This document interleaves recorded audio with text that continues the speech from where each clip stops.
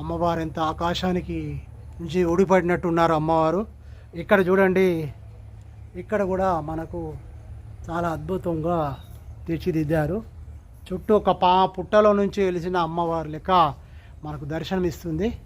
చూడండి, ఈ రకంగా మనకు ఇది లభించాలి. నేను ఇక్కడ వీడియో చేస్తున్నాను. ఇది మొదటిసారిగా మన విఎస్పి డివైన్ ఛానల్ వస్తుంది.